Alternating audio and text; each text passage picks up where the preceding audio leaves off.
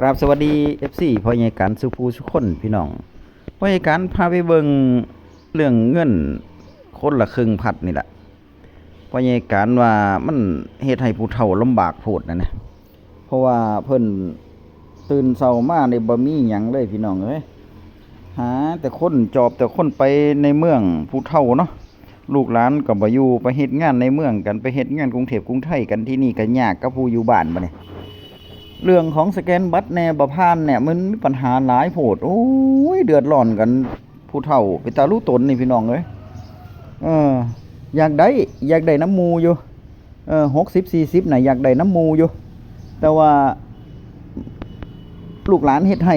ก็เฮ็ดบ่ได้อยู่กับบ้านเนาะเฮ็ดกับโทรศัพท์ก็เฮ็ดบ่ได้มันบอกว่าต้องไปสแกนต้องไปยืนยันตัวตนพุ่นธนาคารพุ่นตู้ ATM พุ่นโอ้ยยากพอไปแล้วเป๋ออุกอังพี่น้องเอ้ย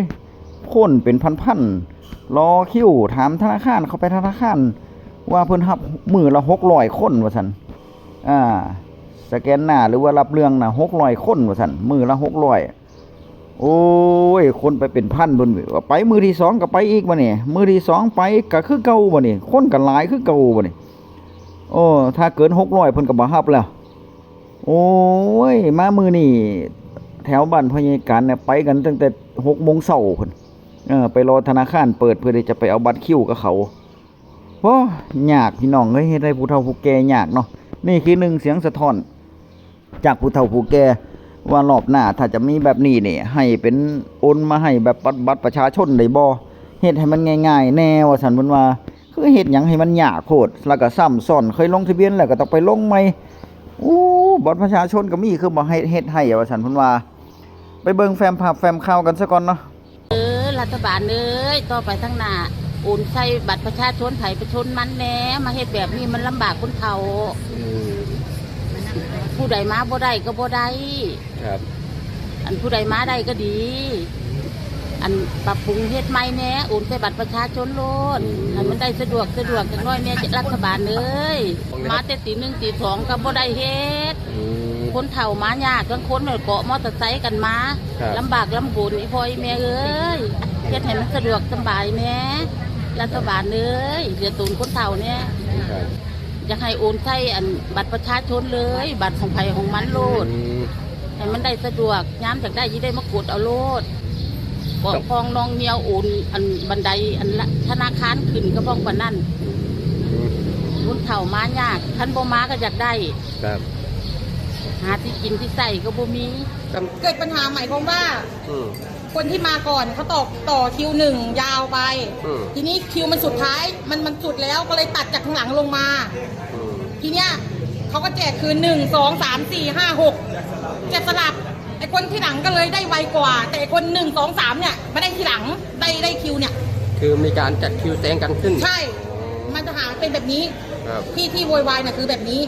ใช่แล้วเรามาแต่เช้าเนี่ยปกติเราได้คิวที่8 ที่ 9ทำไมต้องได้ขนาดนี้ตอนเป็นแถวแจกยาวไปก่อนแล้วเอาไหนตัดลงตรงนี้ก็จ่ายต่อไปใช่ไหมไม่งั้นเราจะตั้งถ้าบอกว่าตั้ง2ก็ตั้งแต่แรกแล้วอะแล้วคนที่หลังมาต่อที่2ถ้าคนที่หลังมาต่ออีกคิวนึงเป็น3ก็แจก3นี่หรอวะใช่ไหมอย่างเงี้ยมันไม่ถูกต้องลุงคนนี้เบอร์ 1ก็ถามว่าแถวนี้มาก่อนครับเขาไม่ฟัง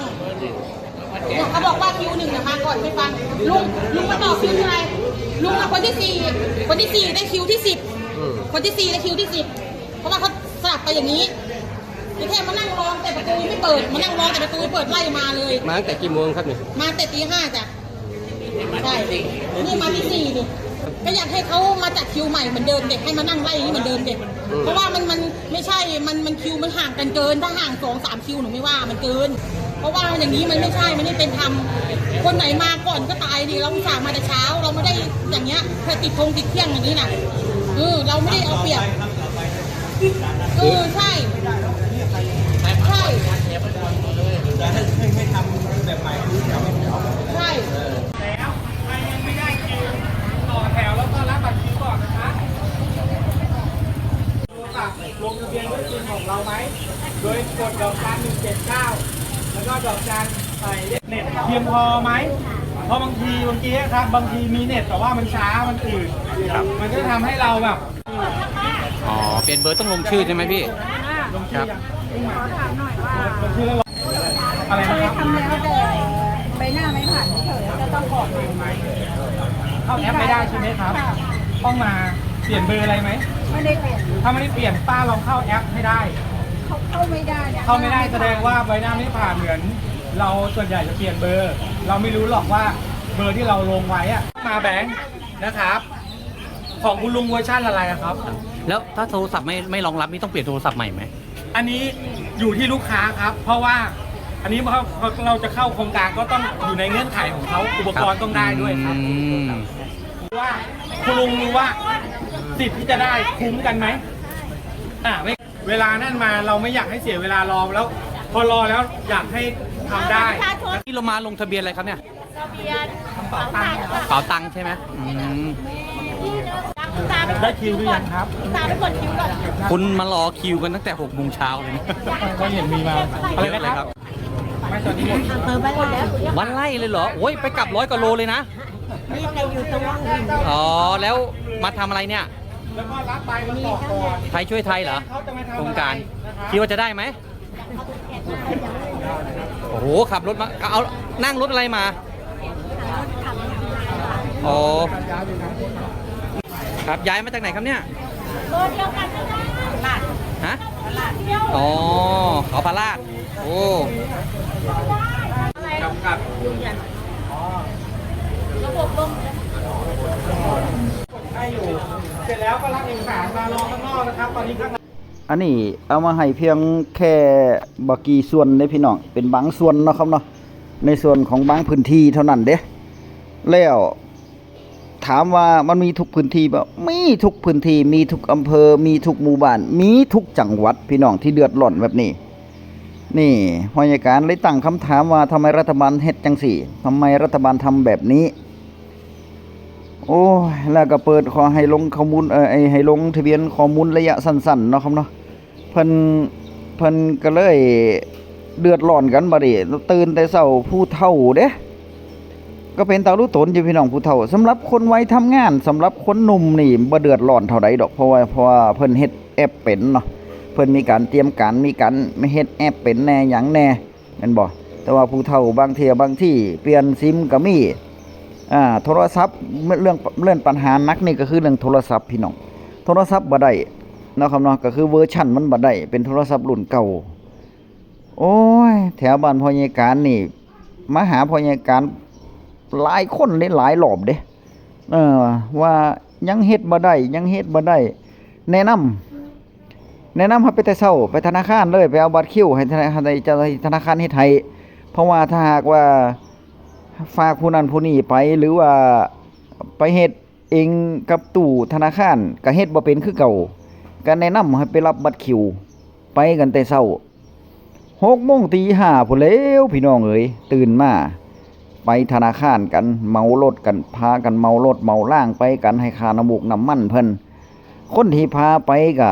ยังว่าบางที่หน้านี่หน้าเฮ็ดเวียกเฮ็ดงานหน้าให้หน้าเนาะวานเข้าบ่ทันแล้วแน่หยังแน่เพิ่นก็ยากบัดนี้ไปมือเดียวบ่แล้วไป2 มื้อ3 มื้อติดกันนี่แหล้วมันก็เลยเฮ็ดให้ยากพี่น้องเฮ้ยนี่แล้วผู้เฒ่าผู้แก่ก็ฝากคำถามไปถึงรัฐบาลเนี่ยถ้าสิจ่ายถ้าจะให้ประชาชนหรือว่าช่วยเหลือแบบนี้คำนึงถึงผู้เฒ่าผู้แก่ที่อยู่ต่างจังหวัดที่อยู่ชนบทผู้ยากไร้แน่บางคนนี่อยากได้กับเขาซื้อกะปิปลาร้าก็ยังดีเงิน600เงิน1,000มันสำคัญเด้เงิน100เงิน10เงิน20มันสำคัญกับผู้เฒ่ามันสำคัญกับคนต่างจังหวัดแบบนี้ไผๆก็อยากได้เนาะครับเนาะได้กะปิปลาร้าก็ยังไข่อยู่นี่แหละแต่ว่ามันคือลงยากลงเย็นว่าซั่นเพิ่นว่ามันคือเฮ็ดให้มันยากโพดนั่นแหละง่ายที่สุดก็คือแบบสสการเว้าหั่นล่ะพี่น้องโอนเข้าบัตรประชาชนเนาะเพราะมันมี ID อยู่มันมีหมายเลขบัตรประชาชนอยู่สามารถเอาบัตรประชาชนไปสแกนได้เลยจังซี่มันมีข้อมูลเบิดเนาะครับเนาะฐานข้อมูลทะเบียนราษฎร์ก็อยู่หั่นรูปถ่ายก็อยู่หั่นวันเดือนปีที่บ่อายุก็อยู่หั่น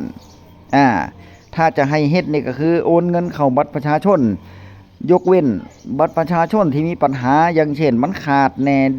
มันเป็นลายหรือว่าบัตรหมดอายุแน่อันนี้เนี่ยให้ไปเฮ็ดใหม่ ให้ไปเฮ็ดบัตรประชาชนใหม่จังซี่มันก็ยังไข่อยู่เป็นบ่แต่ว่าอันนี้นี่ลงทะเบียนตอนไหนก็มีปัญหารัฐบาลก็บ่จื้อบ่จำเนาะครับเนาะนี่พี่น้องเอ้ยเป็นตาลุตนผู้เฒ่าเด้พ่อใหญ่การว่ามาจอบเบิ่งหลายมื้อล่ะ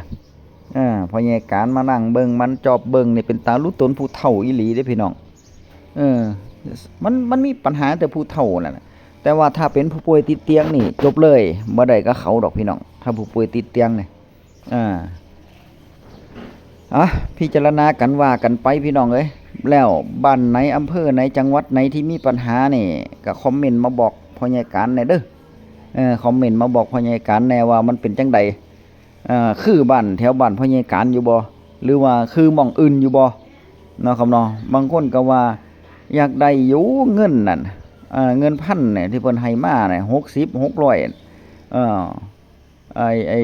แล้วก็การคำนวณก็เพิ่นว่ารอบนี้คือคำนวณยากว่าซั่นคือคำนวณยากถ้าคนหัวดีหรือว่าเป็นกลุ่มวัยทำงานเขาก็จะคิดได้เนาะแต่ว่าผู้เฒ่าผู้แก่ที่คิดบ่ทันหรือว่าคิดบ่ได้เพิ่นก็จะคิดว่ารัฐบาลจ่ายมา60เฮาต้องโอนเงินเข้าไป40 บาทจังซี่100นึงนั่นแหละไปมามันกลายเป็นว่าเรื่องง่ายไปเรื่องยากบัดนี้เอาสู้ๆไปด้วยกันพี่น้องถ้าเพิ่นให้มาแล้วก็พยายามเอาให้ได้เด้อพยายามไปลงทะเบียนให้ได้อดเอาไปแต่เช้าสักมื้อนึงเนาะเขาเนาะถ้าไปสวยมันจะบ่ได้กับเขา